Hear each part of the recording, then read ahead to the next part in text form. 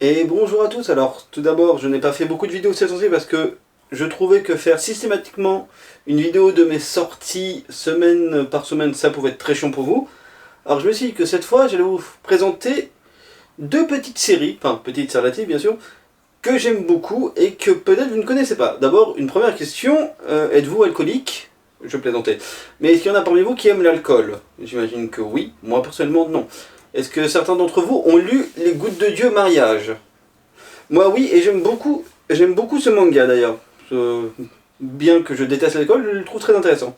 Alors il y a un autre manga qui est un peu dans la même veine, mais qui par contre est légèrement, pardon, très largement moins long, parce que Les Gouttes de Dieu, c'est quand même une première saison de 44 tomes et une deuxième de 27. Ça fait 61, vous avez deviné. Et alors que celle-là ne fait que 6 volumes. Alors, je ne sais pas si elle est très connue en France, hein.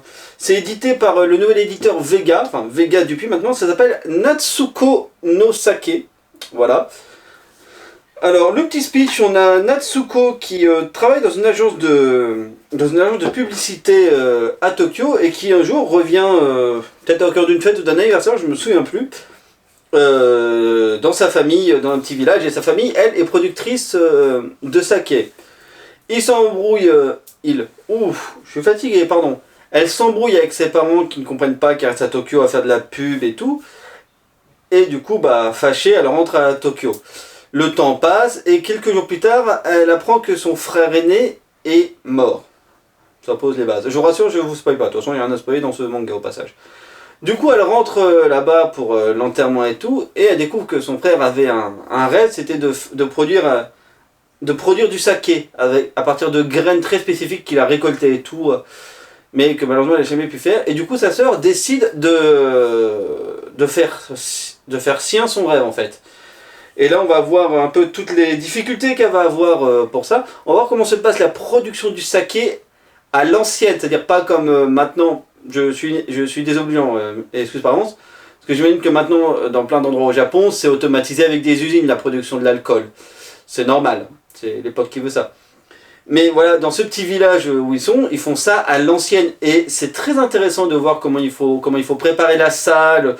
Littéralement, la salle, c'est un bloc chirurgical, ça doit être complètement stérile. C'est très intéressant, on voit tout ce qui se passe. On voit aussi après les démarchages auprès des distributeurs, des boutiques et tout. Et évidemment, il y a des histoires de romance, sinon ça serait pas drôle. Alors, les volumes sont assez épais quand même, par contre. Hein, je sais pas si ça se voit très très bien là, d'ici. Si ça se voit très très bien à la caméra. Voilà. Je crois que ça fait dans les 400 pages, facile. Oh oui, plus de 400 pages, voilà. Il y a au total 6 volumes. Voilà. Et ça fait du 10-12 € pièce, je crois. On a 5 tomes actuellement, le 6e et dernier tome sort là pour décembre.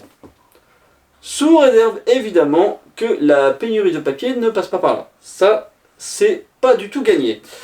C'est intéressant, c'est intéressant. Si vous avez envie de lire un petit truc, pas prise de tête, pas violent, surtout aussi, hein, parce que voilà. C'est classé seinen mature, mais c'est pas seinen violent, policier ou des trucs comme ça. Le terme seinen englobe plein de sous-genres. Voilà, donc je ne peux que vous conseiller cette œuvre-là. Ensuite, j'avais une autre petite œuvre à vous proposer. Alors là, attention, je passe d'un extrême à l'autre avec l'œuvre que je vais vous proposer. Je l'ai découvert que très récemment, j'en avais entendu parler pendant très longtemps, mais je ne m'étais jamais lancé. Ça s'appelle Reversible Man.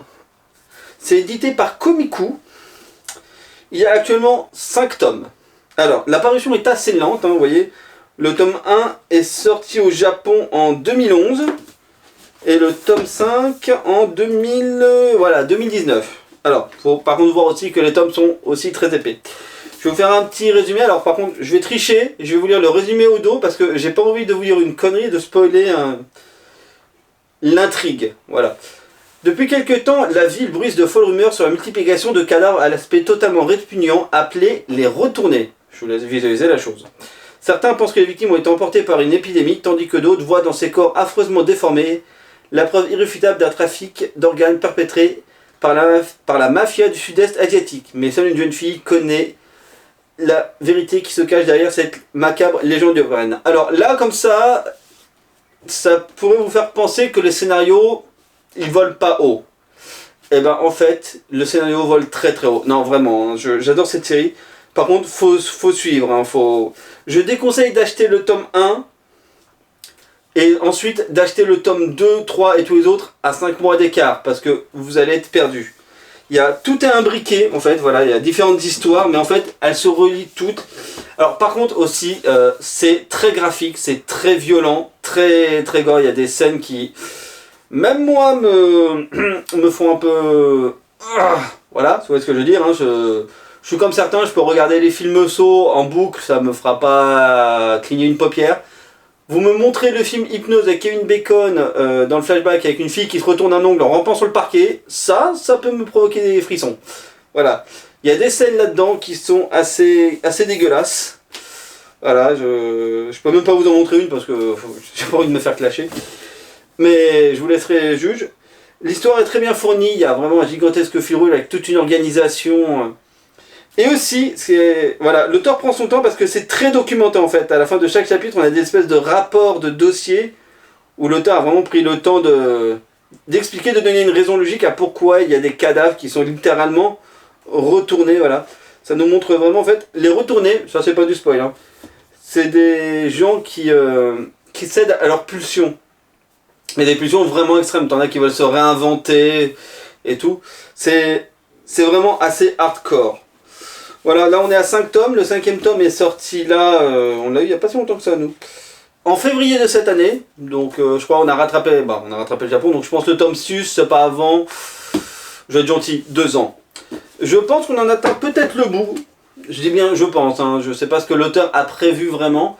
Je touche du bois pour que ce soit pas une série par contre à rallonge, hein. Disons allez, je vais être gentil, 10 tomes grand max.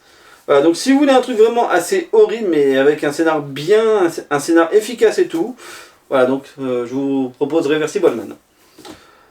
C'était tout pour cette petite vidéo découverte. Au niveau du timer, je suis trop bon. J'avais prévu, je m'étais dit 5-10 minutes.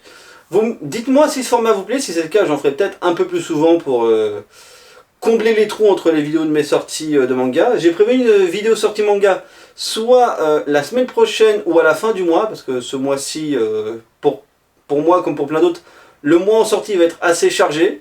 Malgré tous les décalages et le report dus à la pénurie de papier et au problème de livraison. Ça, c'est un autre débat.